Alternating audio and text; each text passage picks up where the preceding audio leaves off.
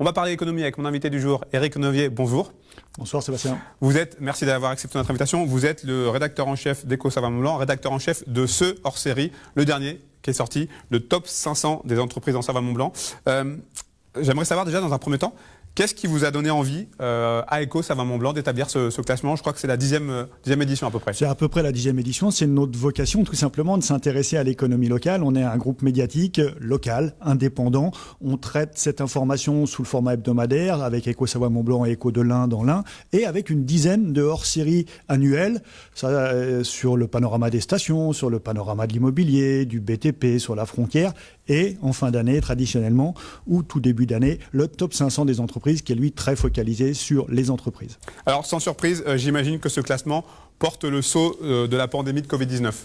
Oui, incontestablement. Avec une petite nuance. Incontestablement, mais c'est pas la catastrophe. En fait, on aurait pu s'attendre à vraiment une catastrophe au niveau des chiffres, mais ce qui s'est passé, c'est que les mesures de soutien public, que ce soit au niveau national, au niveau de l'État, au niveau de l'URSSAF, ou au niveau régional et des collectivités locales de proximité, elles ont fait leur effet. Elles ont soutenu les entreprises, donc on constate globalement une baisse de chiffre d'affaires, une baisse d'activité, mais c'est pas la catastrophe, loin de là. Si on regarde en chiffres, il y avait 53 entreprises qui faisaient plus de 100 millions dans notre top précédent. C'est celui d'il y a 2 ans, c'est sur les chiffres d'affaires 2018.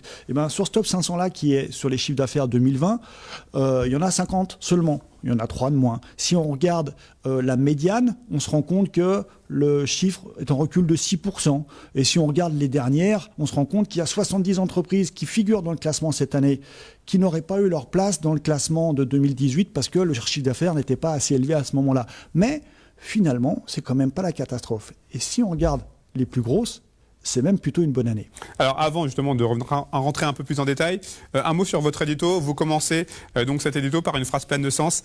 C'est pas le top. Est-ce que ça signifie que ce classement était plus compliqué à mettre en place, à définir par rapport aux années précédentes ? Un petit peu, c'était un jeu de mots parce que quand on m'a confié cette responsabilité, je me suis dit ouf, ça va être dur, les entreprises vont pas vouloir parler et puis on va parler de baisse, ça va pas être l'exercice le plus fun, si vous me permettez l'expression, que j'aurais eu à mener. Et finalement, ça a été. On a dû pas mal insister des fois pour le recueil des données. Il y a 3 personnes chez nous qui toute l'année font du recueil de données statistiques. Là, elles ont dû un petit peu plus batailler, mais ça s'est pas si mal passé. Et comme je vous l'ai dit, au niveau des chiffres d'affaires, c'est pas la catastrophe du tout.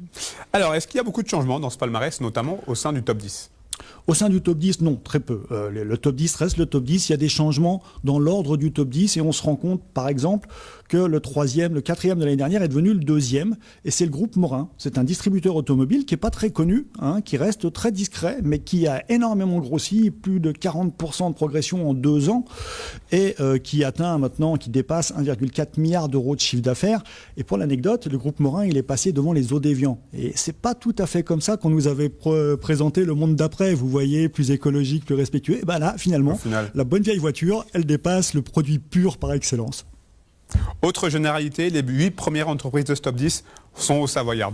Oui, c'est pas une nouveauté. On a pourtant, on dit d'habitude Savoie, grand groupe, Haute-Savoie, PME. C'est plus tout à fait vrai parce qu'on a des géants comme Sopra. Sopra, c'est le numéro 1 de notre classement hors catégorie presque parce qu'il est 3 milliards devant le 2e. Donc avec 4,3 milliards d'euros, il dépasse de loin toutes les autres entreprises. Mais aussi, on a cité les Eaux-d'Évian, on a cité Morin. Il y a des très gros groupes en Haute-Savoie et finalement les grands groupes de Savoie sont un peu en dessous et on les retrouve plutôt entre la 8e et la 15e ou 20e place.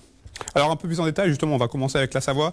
C'est donc Jeanlin qui prend la tête au détriment de Léon Gross avec un chiffre d'affaires 2020 de 688 millions d'euros. Vu les conséquences de la crise sur le secteur du BTP, j'imagine que c'est tout sauf un hasard, ce déclassement entre guillemets.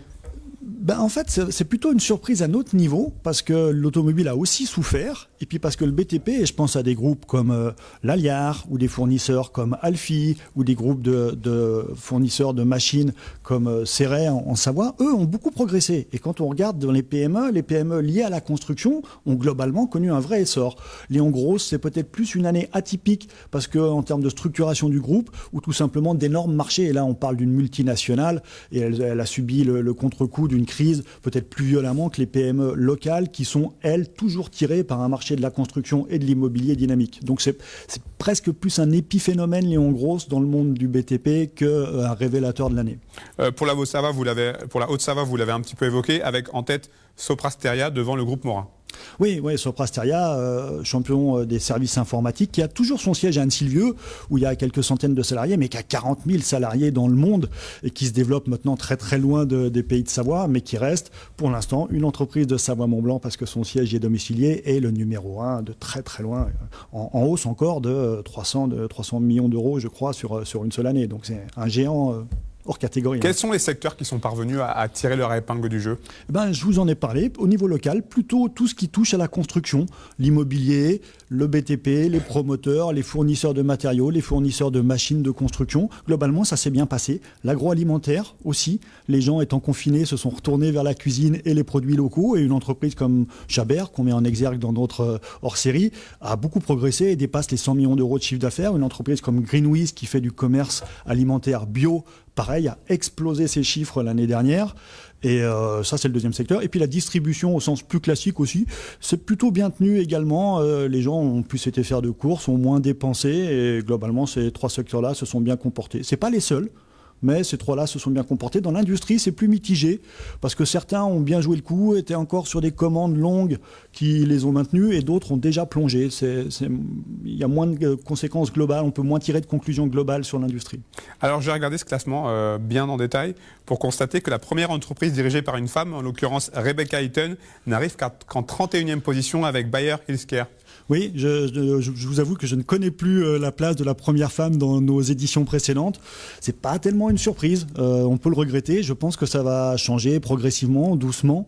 Mais c'est hélas encore un monde très très masculin que la direction des plus grosses entreprises dans notre pays et dans notre région aussi. Malgré la crise, le nombre d'entreprises milliardaires a lui augmenté. Comment est-ce que ça peut s'expliquer ? Eh bien écoutez, oui, on se rend compte que 60% des entreprises du top 500 ont connu une baisse de chiffre d'affaires. Mais 7 entreprises sur 10 du top 10, donc les plus grosses des grosses, elles, ont connu une hausse de chiffre d'affaires.